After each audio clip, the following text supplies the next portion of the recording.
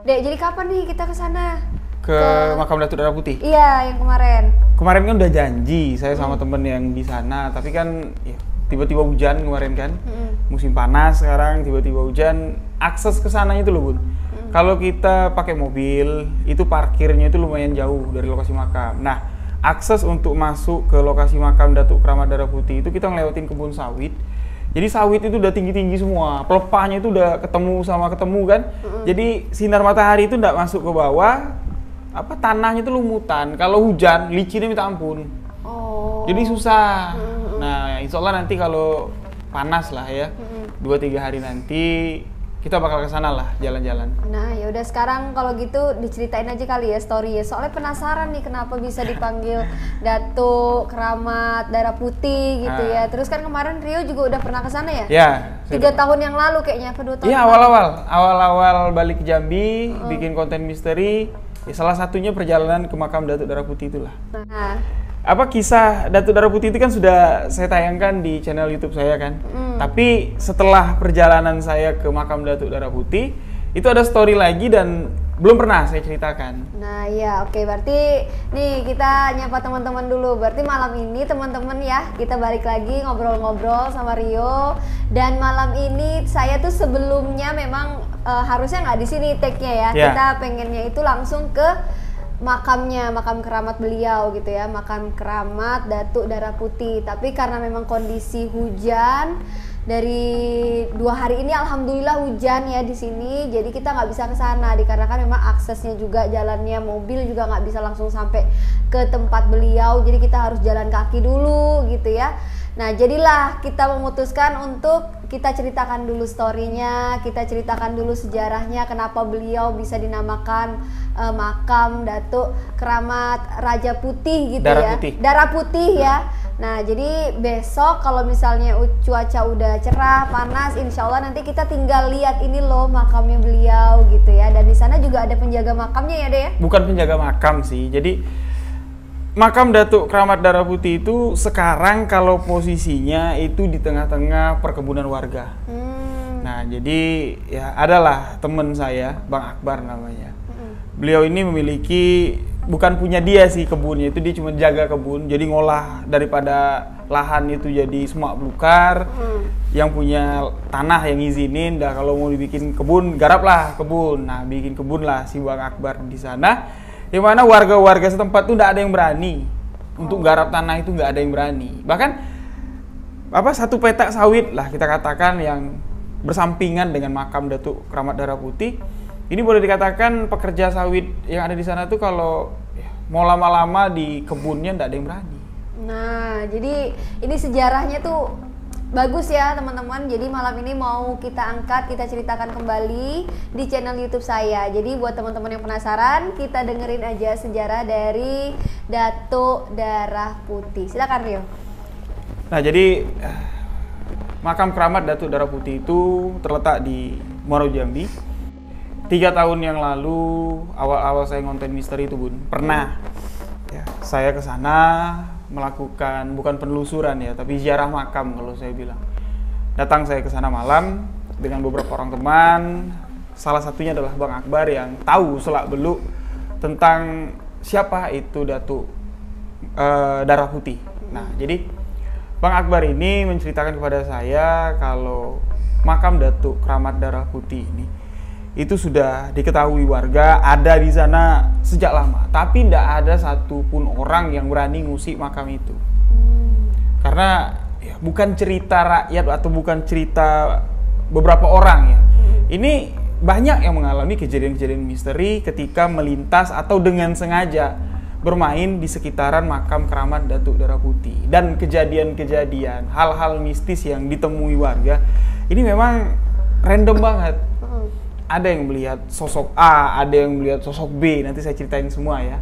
Nah, jadi di awal ini saya ingin memberitahu sahabat-sahabat semua mungkin yang sudah pernah nonton penelusuran saya ya di video yang ada di bawah-bawah itu sudah story-nya sudah lengkap, saya ceritakan siapa itu Datuk Kramat Darah Putih. Namun ada satu kejadian yang sampai ya baru di sinilah Ya, baru di sini saya ceritakan apa yang terjadi setelah saya pergi ke makam Datuk Keramat Darah Putih, dan mungkin ini bisa jadi pelajaran untuk sahabat-sahabat semua. Saya yang masih belajar lah ya dengan hal-hal mistis untuk dekat dengan hal-hal gaib, masih banyak melakukan kesalahan sampai di mana setelah pulang dari makam Keramat Datuk Darah Putih, saya mengalami sedikit teguran. Yang mana teguran tersebut membuat saya menjadi lebih tahu lagi untuk apa yang patut dikatakan, apa yang patut disampaikan ketika berada di tempat-tempat seperti itu. Karena kan saya kalau istilahnya ziarah makam atau penelusuran lah, kalau kata anak-anak sekarang ya, ke tempat-tempat yang katanya horor, ada makhluk-makhluk astralnya, saya itu ngomong itu bukan kayak nggak kekontrol gitu loh. Bukan nggak kekontrol dalam arti kata, apa ya, kayak saya bisa merasakan apa yang ada di sana dan itu langsung terucap. Bahkan sebelumnya story dari Bang Akbar menceritakan kepada saya tentang siapa itu Datuk Darah Putih, itu boleh dikatakan cuma sekitar 75%, dan ketika saya ada di sana, itu mungkin 98% terungkap siapa itu sosok Datuk Darah Putih dari apa yang diberitahu oleh sosok yang ada di sana. Dan sedikit ada salah penyebutan ketika saya cerita di sana. Nah, jadi saya akan mengulas atau mengulang sedikit cerita siapa itu Datuk Darah Putih, yang mana beliau ini sebenarnya memiliki nama asli. Darah Putih atau Datuk Darah Putih ini gelar setelah beliau ini meninggal dunia. Oh, jadi bukannya sebelum Bukan. ya? Jadi sebelum meninggal dunia, beliau ini memiliki nama, dan nama tersebut tidak boleh disebutkan karena ini keramat, makam ya, makam keramat. Nanti ada orang-orang yang mengerti ingin menggunakan kekuatan beliau, kalau tahu nama aslinya ini sangat merugikan sekali lah. Ya emang nggak boleh ya, nggak boleh. Aturannya Jadi, emang nggak boleh ya. Jadi makanya kita sebut gelar makam keramat itu ada keramat A, keramat B gitu kan. Jadi ya kita sebut sajalah dengan Datuk Darah Putih. Nama itu disematkan setelah beliau meninggal dunia. Nah, jadi di masa yang sudah lampau sekali, di masa Kesultanan Jambi lah ya, diceritakan di wilayah tersebut hiduplah seorang pemuda yang memiliki karomah yang diberikan oleh Allah Subhanahu wa taala. Kekuatan yang tak dimiliki oleh banyak orang. Beliau memiliki kemampuan olah kanuragan di atas rata-rata. Dan juga beliau dikenal sebagai seorang yang taat beribadah. Bahkan dari beberapa narasumber yang saya ambil ketika saya mencari tahu siapa itu sosok Datuk Darah Putih, sebagian besar warga mengatakan di sini kalau beliau adalah seorang yang hafal Quran. Dengan kemampuan yang luar biasa sekali ya, di zaman Kesultanan Jambi, diangkatlah Datuk Darah Putih ini menjadi salah satu punggawa Kesultanan Jambi. Nah, di kampung tersebut ya, Datuk Darah Putih dikenal sebagai punggawa, memiliki karisma, memiliki jabatan lah di kampung tersebut. Beliau memiliki seorang tunangan. Ya, seorang tunangan, wanita yang sangat cantik, tinggal di satu kampung juga dengan Datuk Darah Putih. Nah, mereka sudah merencanakan pernikahan. Namun, Allah belum mentakdirkan mereka untuk hidup bersama. Jadi di suatu ketika, Datuk Darah Putih ini dipanggil sama Sultan. Ada tugas negara lah di sini kita katakan. Ya, pergilah Datuk Darah Putih ini menghadap Sultan. Sultan menyuruh Datuk Darah Putih ini pergi ke satu wilayah untuk menyelesaikan satu permasalahan. Yang mana Datuk Darah Putih ini, ya, ini kan sudah merencanakan pernikahan. Karena adanya titah dari Sultan, pernikahan Datuk Darah Putih ini mundur. Nggak mungkin dia bilang sama Sultan, nggak bisa Sultan, aku mau nikah. Karena ini adalah tugas negara dan sangat penting sekali. Pulanglah Datuk Darah Putih ini ke kampung, mendatangi tunangannya dengan mengatakan, bersabarlah. Sepulangnya nanti aku menyelesaikan tugas ini, kita akan melangsungkan pernikahan. Dan tunangan Datuk Darah Putih juga merupakan wanita yang soleha. Beliau juga penghafal Quran. Nah, jadi di kampung itu rata-rata ya orang yang taat lah ya, orang yang alim lah. Nah, pergilah Datuk Darah Putih ini dengan izin calon istrinya. Nah, Datuk Darah Putih ini memang tinggal di kampung itu, tapi dia bukan berasal asli dari kampung itu, Bunda. Jadi ya, pendatang lah dia di sana. Jadi orang tua, kerabat, keluarganya ndak ada yang tinggal di sana.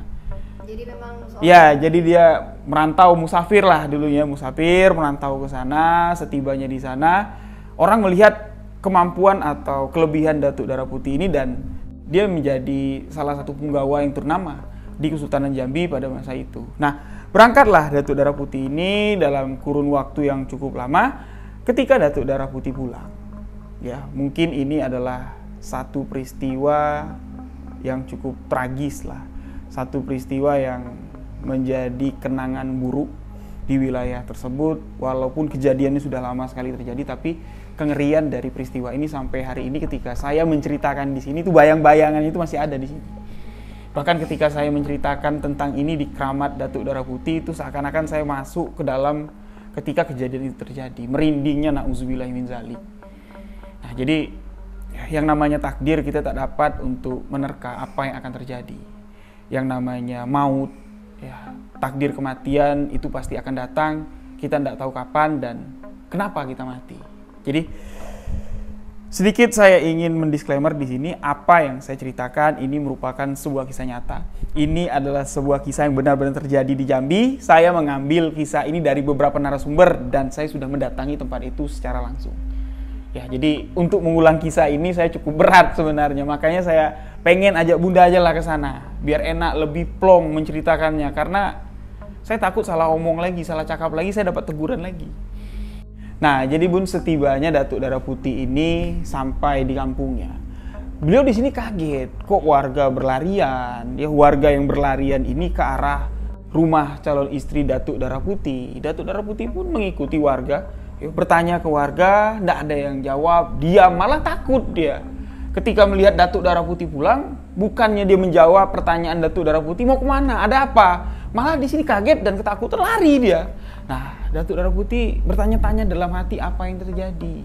Apakah ada kemalangan atau ada hal-hal yang inilah, ya, hal-hal buruk lah di kampung tersebut. Jadi Datuk Darah Putih itu pulang, ini lewat dari tengah hari menjelang sore tiba. Jadi ya kalau digambarkan jam, mungkin itu kisah-kisaran mendekati waktu asar mungkin. Ya sekitar jam 3 masuk di jam 4 sore. Setibanya di sana Datuk Darah Putih melihat kok rumah calon istriku ini rame. Kayak gitulah gambarannya ya. Datanglah, naiklah. Kan rumah di sana itu rumah panggung semua. Rumah tinggi-tinggi semua. Naiklah Datuk Darah Putih ini ke rumah calon istrinya itu dan di dalam rumah warga sudah penuh. Datuk Darah Putih nggak bertanya lagi apa yang terjadi karena dia sudah tahu, dia sudah melihat kalau calon istrinya terbaring dengan bekas luka menganga di bagian kening, darah sudah banyak sekali keluar dan Datuk Darah Putih sadar kalau calon istrinya sudah tidak bernyawa lagi. Ya, siapa yang tidak sedih ya? Datuk Darah Putih akan melangsungkan pernikahan, ya, sudah meninggalkan calon istrinya demi menjalankan tugas negara. Sepulangnya dari bertugas, menemukan kalau calon istrinya sudah tidak bernyawa lagi, pasti di sini sedih dan emosi. Beliau bertanya, apa yang terjadi? Kenapa kok sampai kayak gini? Nah, diceritakanlah kalau ini semua adalah kecelakaan. Ya, orang tua dari wanita tersebut pun tidak menyangka kalau ini bisa terjadi. Kecil sekali lah kemungkinan hal yang dialami oleh calon istri Datuk Darah Putih terulang untuk kedua kali atau menjadi penyebab banyak kematian orang, itu mustahil bahkan. Bunda mungkin tidak percaya penyebab kematian calon istri Datuk Darah Putih ini sepele. Tapi mungkin inilah takdir tadi saya bilang ya. Takdir yang telah tertulis dan dari hal kecil yang saya bilang tadi, ini menjadi sebuah kejadian yang sangat mengerikan sekali. Bahkan merinding saya kalau ingat kejadian-kejadian yang saya lihat ya ketika saya di makam Datuk Darah Putih tersebut. Jadi diceritakan seperti ini. Pemukiman yang ditempati oleh calon istri Datuk Darah Putih ini jaraknya cukup jauh dari air, dari sungai itu cukup jauh. Jadi memang betul-betul di tengah dataran. Seluruh aktivitas untuk cuci-mencuci segala macam, mandi, di zaman dulu kan tidak ada WC di rumah. Jadi semuanya dilakukan di sungai. Nah, di jam-jam 3 menjelang jam 4, itu rata-rata anak gadis itu semuanya udah turun ke sungai. Baik itu untuk mencuci piring, nyuci pakaian, untuk nyuci sayur-sayuran, untuk masak sore, masak malam. Itu semua dilakukan anak-anak gadis, perempuan-perempuan yang ada di sana. Nah, di sore hari itu, beberapa jam lah sebelum Datuk Darah Putih ini sampai ke kampungnya, calon istri Datuk Darah Putih ini turun dari rumah untuk menuju ke sungai untuk nyuci pakaian. Nah, calon istrinya ini tidak tahu kalau Datuk Darah Putih ini mau pulang. Ya kan, dia bertugas, tidak tahu kapan selesainya. Pokoknya aku pulang selesai aku menjalankan titah dari Sultan. Cuman itu yang disebutkan Datuk Darah Putih ketika beliau pergi. Nah, calon istrinya tidak tahu kalau hari itu Datuk Darah Putih mau pulang. Dia pun melakukan aktivitas sehari-harinya. Turun dia dari rumah panggung tersebut, menuruni anak tangga, dan di bawah atau di halaman rumah calon istri Datuk Darah Putih ini banyak anak-anak kecil bermain. Di zaman dulu kan permainan tidak ada yang permainan kayak sekarang ya. Jadi semua permainan itu permainan tradisional, termasuk salah satu permainan tradisional yang dimainkan adalah gangsing. Atau kalau di Jawa itu panggal. Tapi gangsing panggal yang ada di Jambi ini ukurannya besar, Bun. Ya, ukuran itu kayak piring kecil gitu loh. Seukuran piring, lebih besar dari piring kopi. Ya, itu tingginya ya kurang lebih sekitar seginilah. Itu berat. Dibuat dari kayu bulian dan pinggirnya itu dibuat pipi. Nah, dibuat kayak agak inilah ya, agak tajam kayak gitu. Itu dilempar dengan tali, dan untuk melempar gangsing atau panggal itu biar bisa muternya lama, itu membutuhkan tenaga yang kuat. Jadi betul-betul dilempar. Sampai-sampai kalau diadu panggal itu, salah satu dari panggal itu kena, itu bisa mental meteran. Nah, di bawah rumah calon istri Datuk Darah Putih, anak-anak kecil ini tengah main panggal.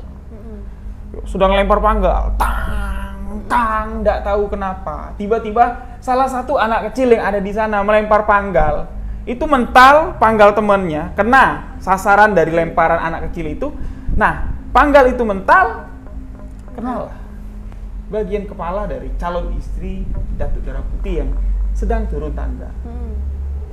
Ketika panggal itu kena, disitulah langsung meninggal ya. Langsung meninggal. Jadi itu saya bilang tadi sepele. Nah, Datuk Darah Putih yang mendengar hal itu, entah kenapa ya, kita tidak tahu apa yang merasuki pikirannya. Yang mana sudah saya bilang di awal tadi kalau beliau ini seorang hafiz Quran, tahfiz Quran, hafal Quran, tapi tidak tahu kenapa ketika dia mendengar kronologi kematian dari calon istrinya, setan di sini merasuki dirinya. Mendengar hal itu, Datuk Darah Putih di sini langsung turun ke bawah. Jadi rumah panggung nih ya, rumah panggung itu dilompatin sama Datuk Darah Putih. Dia bertanya, siapa yang melempar panggal tadi? Nah, dengan wajah marah, dengan wajah yang mengerikan, otomatis tidak ada lah yang mau nyebut si A, anak si ini. Semua tutup mulut. Nah, dengan sikap masyarakat yang ada di sana, ya, seakan-akan ingin menyembunyikan si pelaku ini tadi, itu membuat kemarahan Datuk Darah Putih menjadi lebih gila lagi. Karena kan anak kecil gitu. Anak kecil, dan ini juga ya kecelakaan. Anak itu tidak sengaja, tapi Datuk Darah Putih ini tidak tahu setan apa yang merasukinya. Yang mana Datuk Darah Putih ini dikenal seorang pendekar dengan memiliki senjata itu tombak. Tombak, dia lihai lah main tombak. Ketika dia naik ke rumah calon istrinya, itu biasanya adat ya, jadi setiap orang yang bawa senjata, apalagi tombak, itu tidak boleh dibawa naik tangga, tidak boleh dibawa masuk rumah, jadi ditaruhlah di dekat tangga. Nah, Datuk Darah Putih bergegas, dia ngambil tombaknya. Setelah tombak itu dipegang, mulai Datuk Darah Putih bertanya satu-satu warga yang ada di sana, rumah warga di sana ditanya, dimasukin sama dia.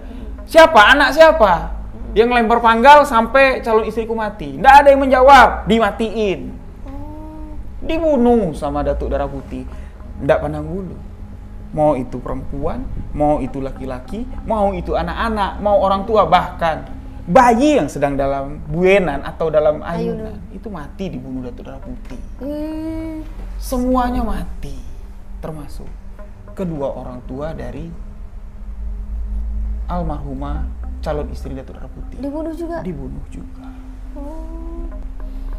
Kejadian itu menjadi sebuah peristiwa yang sangat memilukan sekali.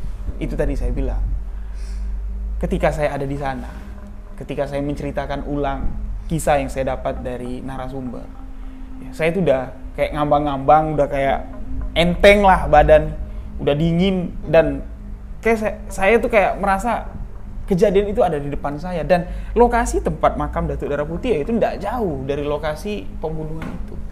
Dan makam dari orang-orang yang terbunuh itu dimakamkan di depan tempat saya cerita, yang sekarang dijadikan kebun sawit. Itu ditumpuk aja gitu, dikubur. Karena apa, Bun? Tidak ada yang mau memakamkan jenazah-jenazah yang ada di sana. Korban-korban pembunuhan dari Datuk Darah Putih ini tidak ada yang mau memakamkan karena kampung mereka ini kan jauh dari kampung sebelah. Dari seluruh warga kampung yang ada di sana, yang hidup itu cuma 2 orang. Sepasang suami istri yang sore itu kebetulan beliau sedang ada di ladang. Jadi satu kampung? Sekampung mati dibunuh Datuk Darah Putih. Nggak peduli anak kecil, nggak peduli orang tua. Dengan tombak yang dipegang Datuk Darah Putih, semuanya mati. Nggak tersisa satu pun. Nah, yang tersisa itulah orang yang nggak ada di kampung. Pokoknya didatangin semua. Dia mau tahu siapa yang melakukan itu. Nah, jadi ketika Datuk Darah Putih ini sadar dia dengan apa yang telah dilakukan, Datuk Darah Putih ini melihat bergelimpangan darah di tanah. Jenazah-jenazah korban dari keganasan Datuk Darah Putih ini udah numpuk-numpuk, udah banyak sekali. Menurut kesaksian dari 2 orang yang hidup, tersisa warga kampung yang hidup ini, dia melihat dari kejauhan tuh siapa, badannya penuh dengan darah. Ini kampung kenapa semuanya berdarah? Itu siapa yang mati? Di sana siapa yang mati? Nah, orang ini bingung dan takut untuk masuk ke kampung tersebut. Nah, jadi Datuk Darah Putih ini duduk dia. Dia ini menurut cerita masyarakat yang ada di sana ya. Duduk dia di anak tangga dari rumah almarhum calon istrinya itu dengan memegang tombak.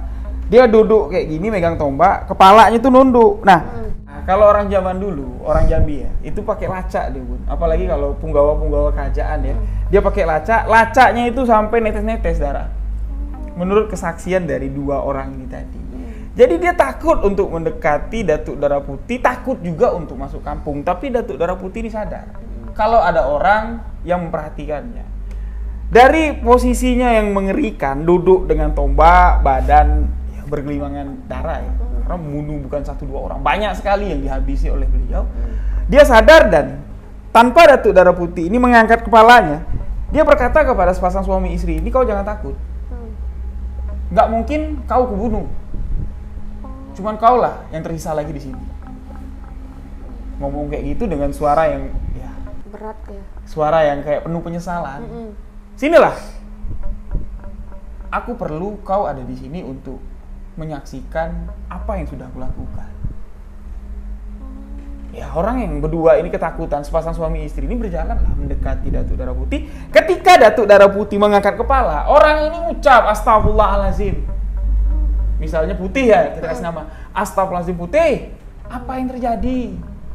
Kau kenapa? Kenapa? Semua ini gak, apa yang terjadi?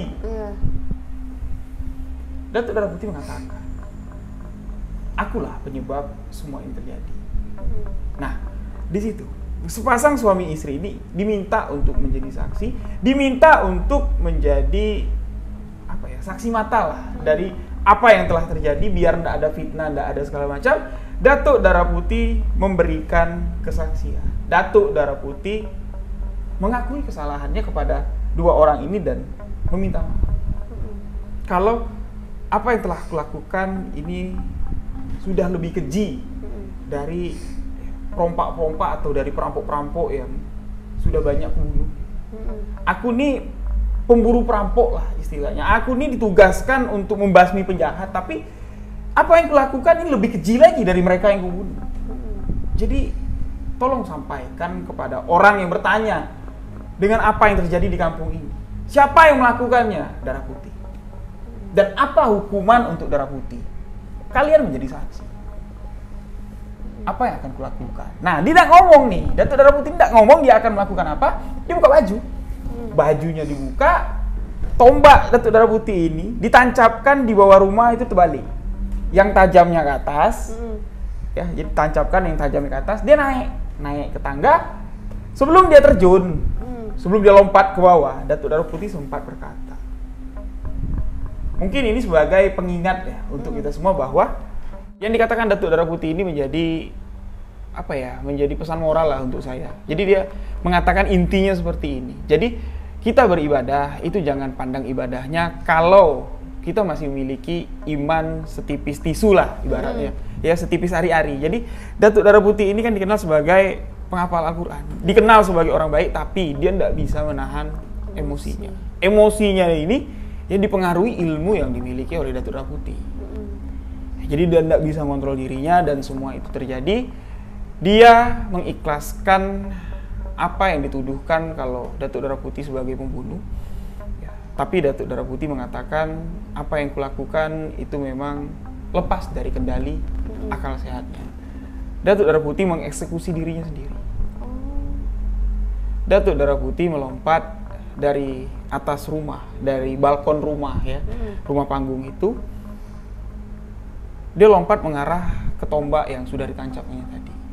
Disaksikan oleh sepasang suami istri ini, Datuk Darah Putih meninggal dunia di tangannya sendiri, di ujung tombak yang telah menghabisi seluruh warga kampung yang ada di sana. Nah, disinilah setelah Datuk Darah Putih mengeksekusi dirinya, nama Datuk Darah Putih disematkan kepada almarhum yang bunuh diri. Kenapa?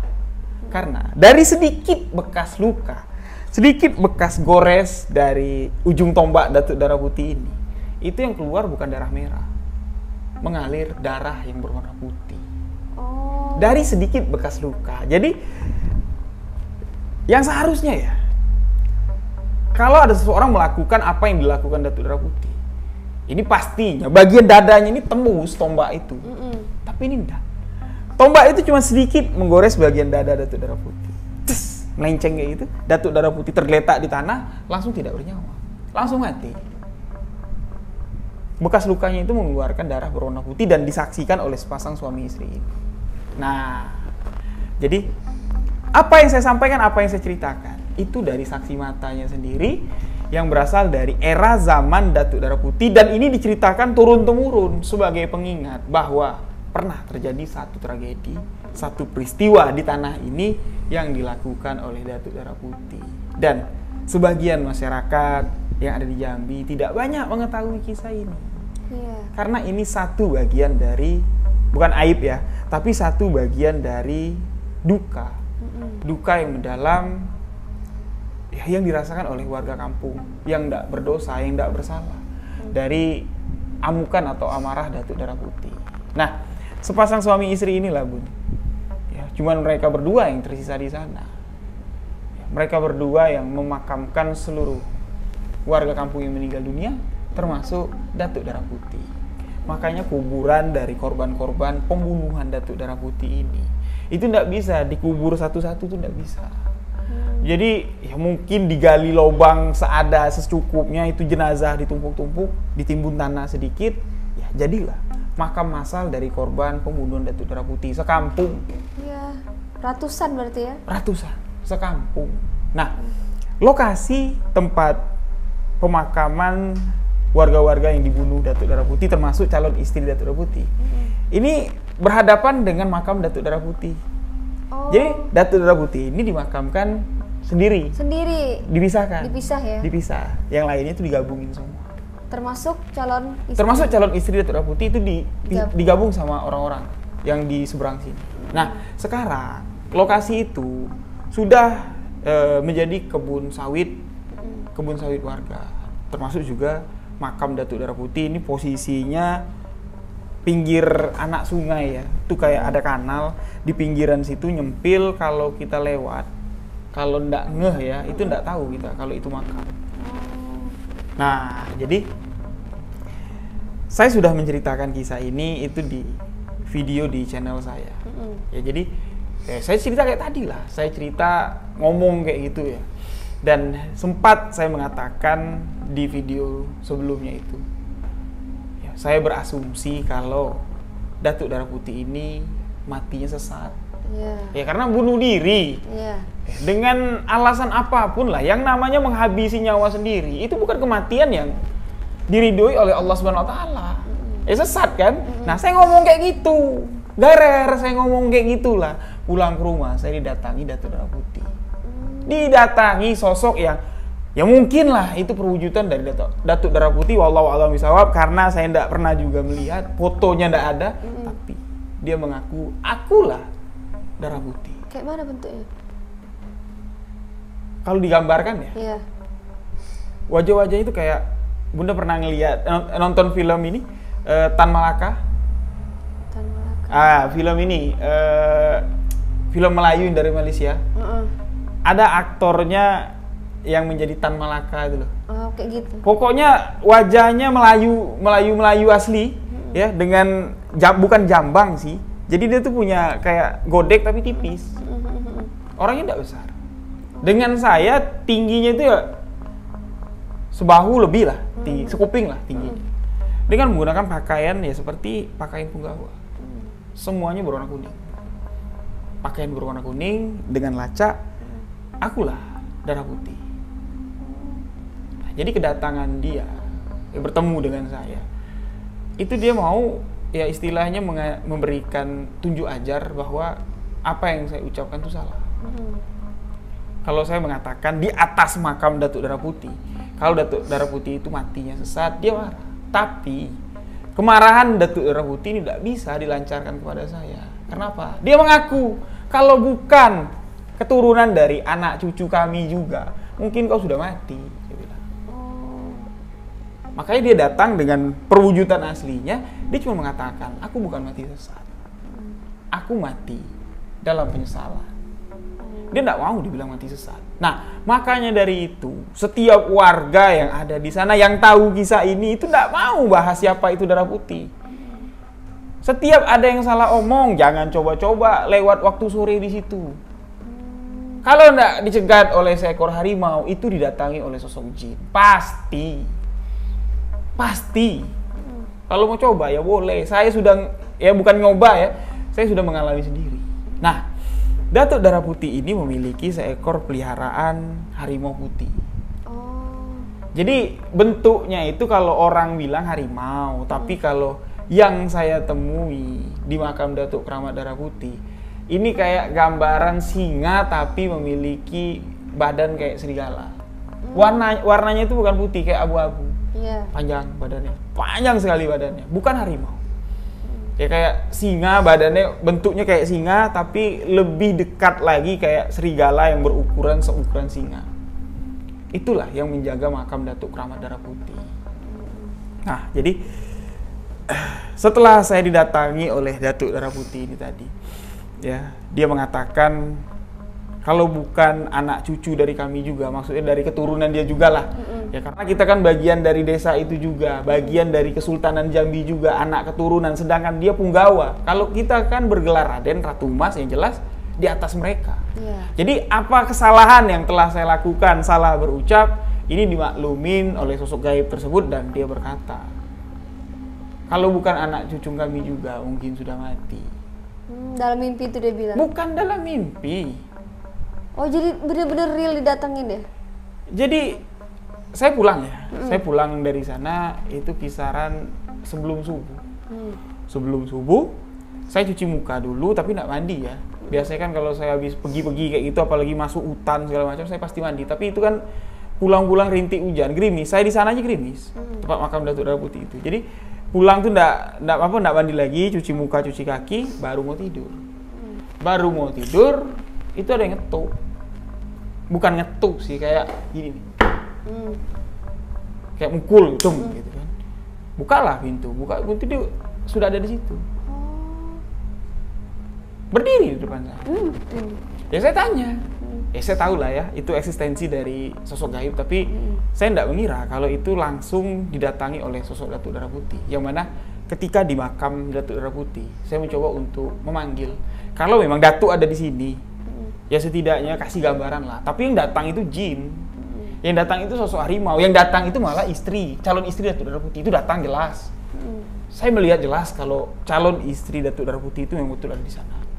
Nah, Datuk Darah Putihnya tidak mau keluar, tapi dia datang setelah saya sampai di rumah. Siapa? Saya bilang, akulah Darah Putih, merinding. Akulah Darah Putih. Tuh, saya bilang. Ada apa? Saya bilang. Kok datang ke sini? Saya bilang. pasti saya ada salah. Itu dia bilang tadi. Kalau bukan kamu, keturunan anak cucu kamu juga udah mati, dia bilang. Loh kok, dia bilang kan, apa salah saya? Kau ingat, aku bukan mati sesat. Aku bukan sesat. Aku bukan orang sesat. Marah dia. Dengan nada yang tinggi dan nada yang marah, aku bukan mati sesat. Aku mati dalam penyesalan. Mungkin kalau gambaran saya itu dia pengen memberikan gambaran gini loh. Kalau aku ndak bunuh diri, toh juga aku bakal mati dieksekusi raja. Iya. Ya lebih baik aku mati bunuh diri, mati sama orang-orang di sini gitu loh. Ya udah mati semua gitu. Jadi udahlah, tutuplah kisah darah putih ini. Nggak usah bahas lagi. Jadi dia tuh ingin membersihkan namanya lah. Jadi kalau dieksekusi raja, harkat martabat dari darah putih ini lebih tercoreng lagi.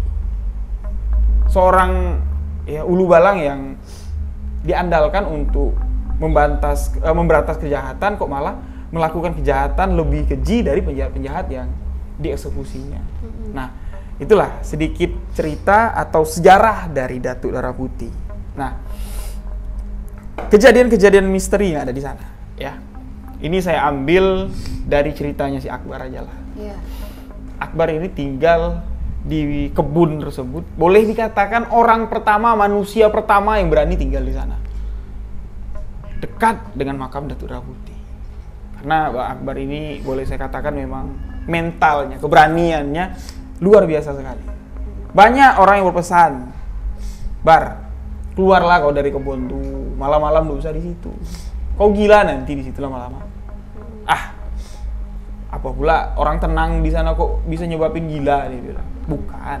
Nanti kau bakal gila, kau diganggu terus sama sosok gaib yang di sana. Selama aku di sini tidak pernah aku diganggu. Ketemulah, dia bilang. Aku panggil lah, Datuk, dia bilang. Aku tahu Darah Putih, aku tahu istri Darah Putih, aku tidak ganggu, dia bilang. Ya ngomong kayak gitu.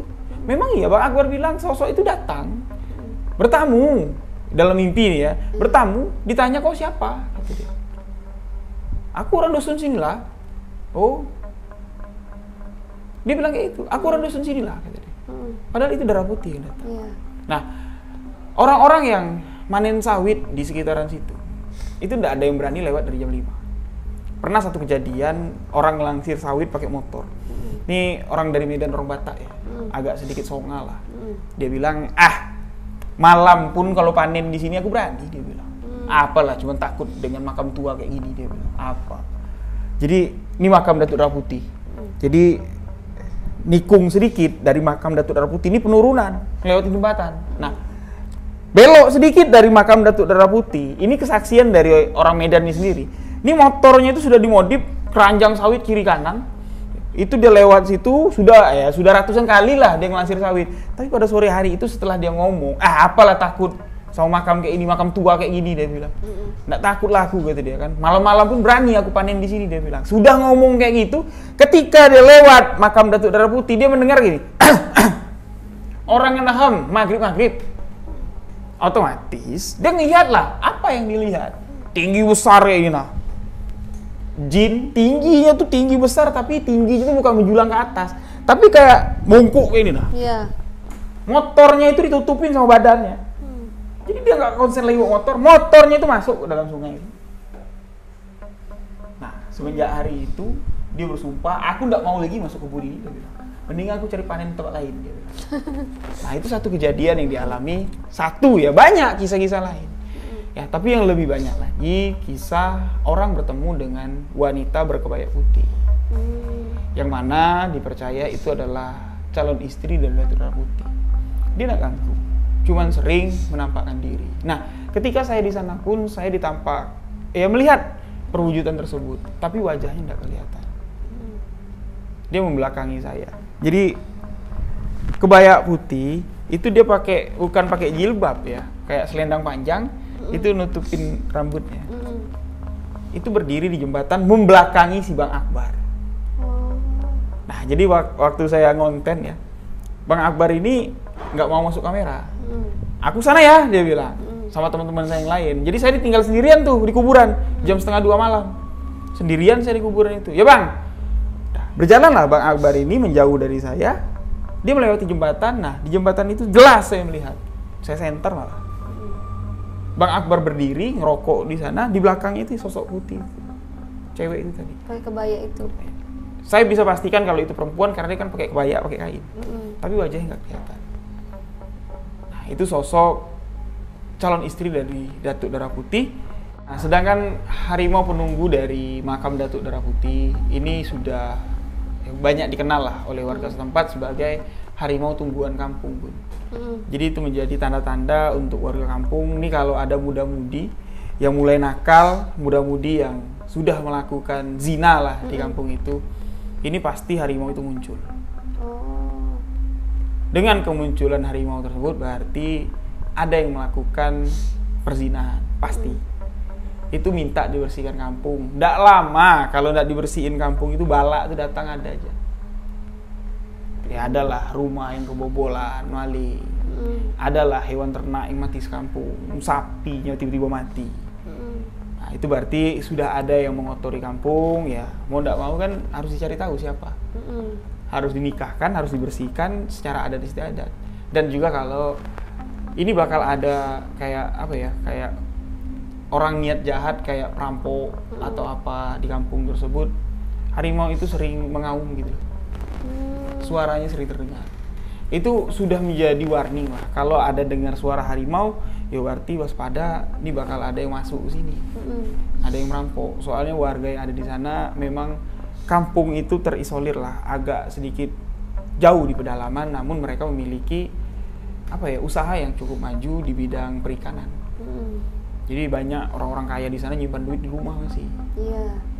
Nggak percaya sama nyimpan duit di bank. Nah, itulah banyak sering memang orang yang sudah menggambarkan situasi di sana, rampok di sana, tapi banyak rampok yang ada di sana itu digagalkan oleh sosok harimau tersebut.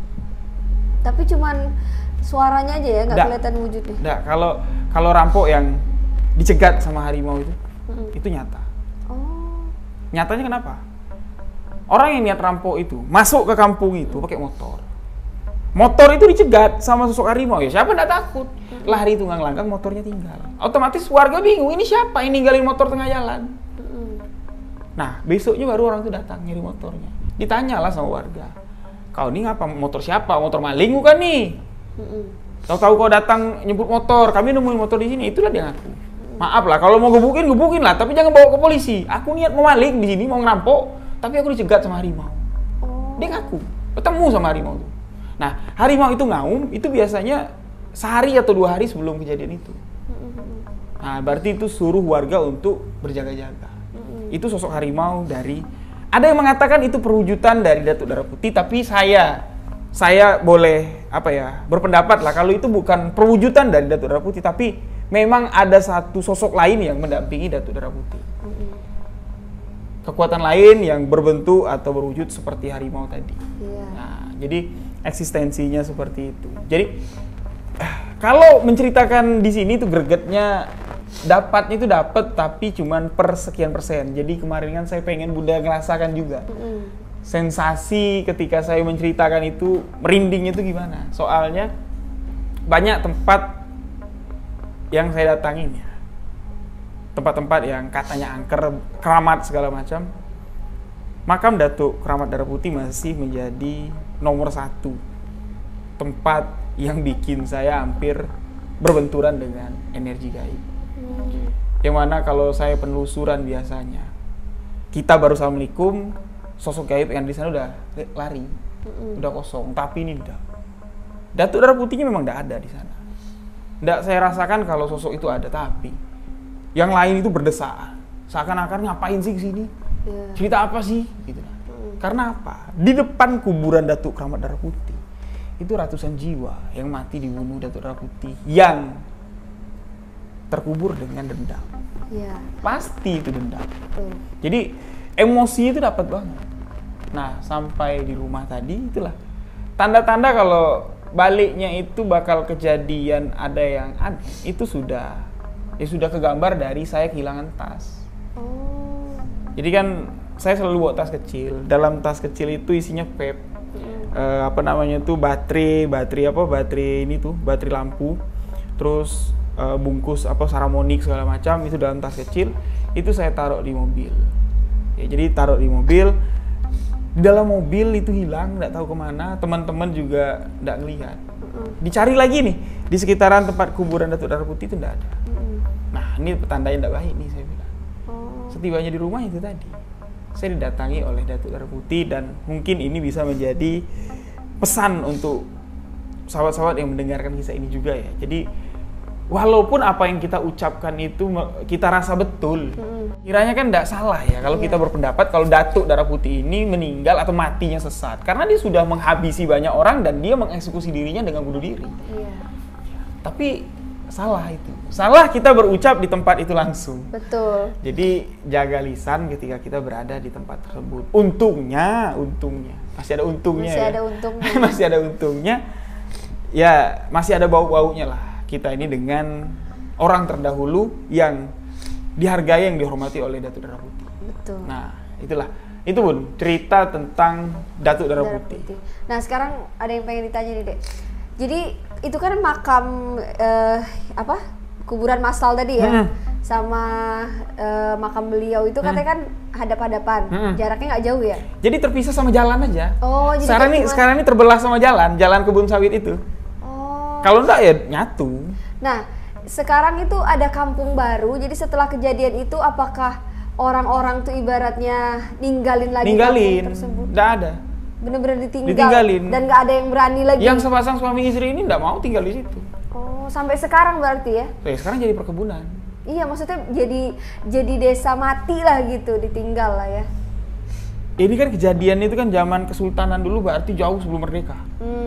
Masih zaman kerajaan ya, jauh sebelum merdeka, dan ya setelah ditinggal, kampung itu pun ya, ditumbuhin pohon-pohon besar dan sekarang udah digarap jadi perkebunan sawit. Iya, maksudnya nggak ada yang berani lagi nih misalnya. Ya itu Bang Akbar tadi lah yang berani tinggal di situ. Jadi setelah ratusan tahun mungkin. Itu dia sendirian tinggal di situ. Oh. Nggak ada yang berani, dan sekarang terakhir saya ke sana kemarin sudah ada 2 pondok lah di sana. Itu abang iparnya si Bang Akbar yang tinggal di sana juga. Bukan orang lain dari Bang Akbar gitu ya. Mungkin orang udah pada tahu kisahnya, orang juga nggak ada yang berani gitu. Nggak ada yang berani. Jangankan untuk tinggal di sana, Bun ya. Untuk lewat situ, lewat dari jam 6 atau mendekati maghrib, itu nggak ada yang berani. Jadi emang udah terkenal lah sudah gitu terkenal, angker. Tapi sejarah ini seperti yang saya katakan tadi, tidak banyak diceritakan orang karena ini merupakan satu peristiwa yang memilukan. Iya. Nah, saya pun memberanikan diri mengangkat kisah ini karena ada pesan. Ada pesan di balik kisah Datuk Darah Putih ini bahwa segala sesuatu itu bisa terjadi. Bisa terjadi tak pandang bulu kepada siapapun. Mungkin kalau kita pikir secara logika, seorang Datuk Darah Putih, seorang penghafal Al-Quran, tidak bakal lah ngelakuin itu. Tapi apa tadi? Apa pesan Datuk Darah Putih tadi? Pesannya adalah, jangan lihat orangnya, lihat imannya.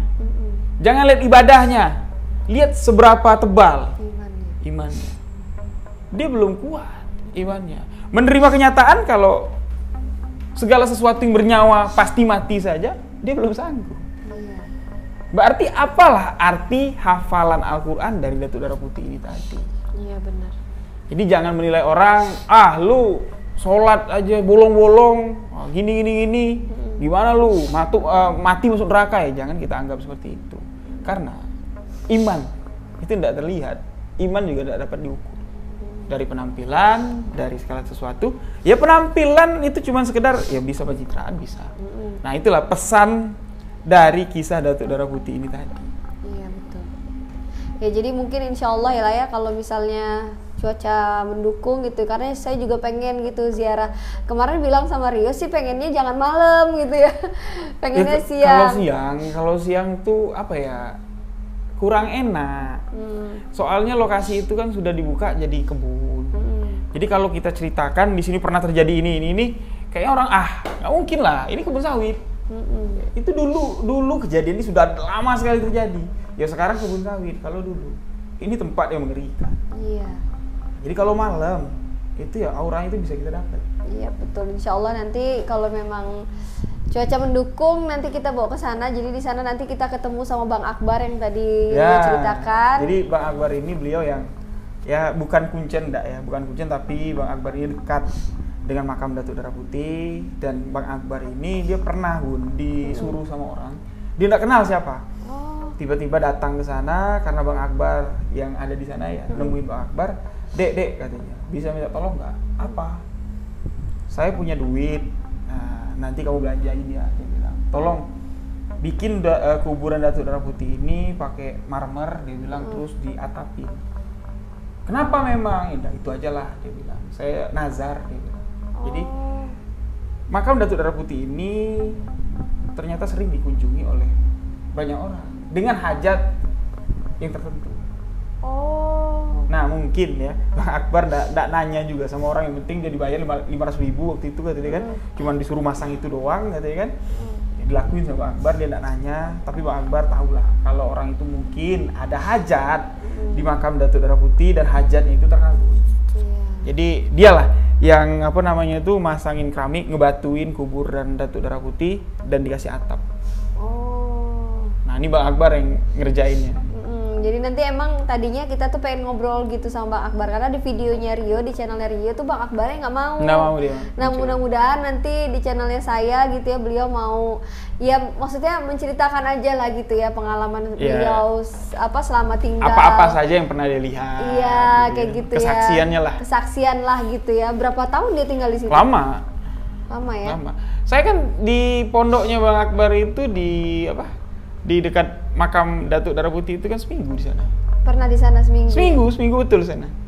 Tidur di sana ya, pengen ngerasain lah gimana sih rasanya gitu. Seminggu. Jadi makanya dapat cerita, tapi sebenarnya sebelum dengan Bang Akbar ketemu Bang Akbar juga udah tahu ya ceritanya. Sudah tahu ceritanya tapi enggak terlalu dalam. Itu makanya saya bilang, saya dapat kisah ini dari narasumber itu ya sekitar 80-85%. Tapi setelah saya sampai di sana, apalagi 1 minggu di sana kan saya, itu saya dapat menggali kisah itu ya hampir 98%. Bahkan hal-hal yang tidak diketahui oleh masyarakat yang di sana, sedikit saya ketahui dari perjalanan lah ya, dari perjalanan saya tadi. Iya, jadi ini menarik nih teman-teman ya. Tungguin aja, insya Allah nanti kalau misalnya emang cuaca mendukung, kita bakalan ke sana, kita ketemu sama Bang Akbarnya, jadi kita bisa mengupas lagi ya, nanya-nanya lebih banyak gitu sama Bang Akbar, pengalaman beliau selama tinggal di pondok yang bener-bener deket banget sama makamnya keramat Datuk Darah Putih gitu ya. Saya juga penasaran, pengen lihat, pengen ketemu sama orangnya gitu ya. Nah, saya juga mau ngucapin terima kasih nih Dek sama teman-teman yang udah nonton, udah mengapresiasi lah gitu ya cerita dari kita kemarin tuh yang diceritakan sama Rio tentang hantu Banyu. Ya, karena banyak banget ternyata komentar-komentar dari teman-teman yang bilang kalau di daerah kita namanya ini Kak, kalau di daerah kita namanya ini Kak. Saya mau ucapkan terima kasih banyak ya teman-teman, berarti teman-teman merespon gitu ya. Saya kan bilang kalau misalnya di daerah teman-teman namanya apa, saya mau ucapkan terima kasih walaupun memang nggak ada yang saya balas, yang saya baca, tapi maksudnya nggak semuanya saya balas satu persatu. Jadi nanti buat teman-teman yang penasaran, pengen melihat makam keramat dari Datuk Darah Putih, insya Allah nanti di next video ya kita bakalan ke sana, kita ajak teman-teman ke sana, kita ngobrol sama Bang Akbarnya. Nah, jadi malam hari ini kayaknya udah gitu aja ya. Ya insya Allah nanti. Ini udah capek rasanya. Karena berat. Dari tadi lumayan banyak lah gitu ya, berhenti dulu karena memang kalau menceritakan hal-hal seperti ini tuh deket, gak mudah. Dia deket, apa istilahnya ya kayak kita kembali mengupas kisah lama itu. Apalagi saya udah pernah berjumpa dengan sosok itu ya. Jadi kayak dia mau datang lagi tapi kita tolak. Mulai di pikiran tuh mulai bercabang-cabang lagi, mulai dimasukinnya lagi flashback kejadian-kejadian. Jadi pas saya cerita itu kayak di depan mata saya benar-benar terjadi. Itu yang bikin berat. Ya, jadi kayak nggak fokus nih dari tadi. Emang kayak gitu teman-teman. Jadi memang kayak misalnya kita bikin video tuh nggak segampang yang kayak orang ya udah tinggal cerita, nggak gitu. Jadi memang banyak banget gangguan-gangguan ya. Mungkin kalau buat teman-teman yang biasa aja kayak ya udah biasa aja. Tapi kalau buat kita, saya aja yang ngedenger ya, bukan yang cerita. Itu tanya Rio deh, kadang kan udah kayak rasa panas dingin dari tadi tuh, udah di sini udah berat, panas dingin gitu, udah nahanin keringet kayak gitu. Jadi ya kayak gitulah ya, suka duka kita menceritakan yang namanya kayak balik lagi gitu ya, kita menceritakan kayak leluhur ya begitu, mereka tuh datang. Karena dengan menyebut satu nama saja itu kita akan mengundang banyak sosok sebenarnya, banyak lah pokoknya.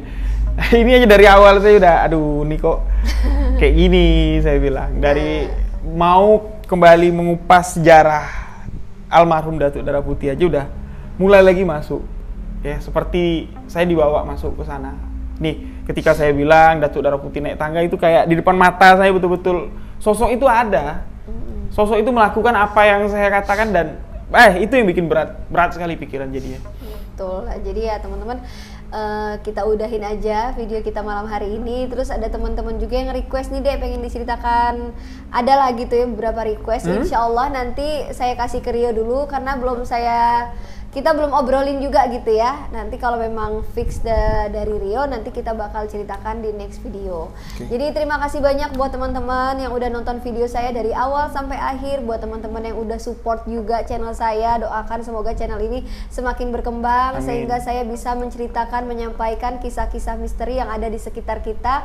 Dan sekarang fokusnya lagi menceritakan sejarah-sejarah gitu ya, mengupas lagi misteri yang ada di daerah Jambi. Doakan semoga semuanya lancar, doakan juga semoga kita semuanya dalam keadaan sehat.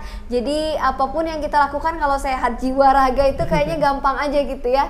Doakan ya teman-teman semuanya. Insya Allah kita ketemu di next video. Saya pamit, saya Rahyu Fajri, saya Rio Wijaya. Wassalamualaikum warahmatullahi wabarakatuh. Selalu ada misteri di sekitar kita. Salam sebuah kisah misteri.